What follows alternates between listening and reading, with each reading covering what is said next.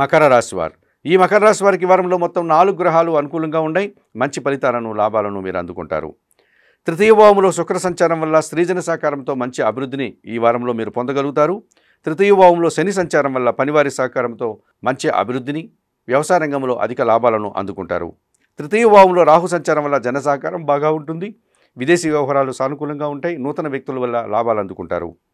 పంచమ గురు సంచారం వల్ల మీ ఆలోచనలు చాలా వరకు ఈ వారంలో కార్యరూపం దాలుస్తుంది. సంతానం విషయంలో కూడా సుఫలితాలు అందుకుంటారు.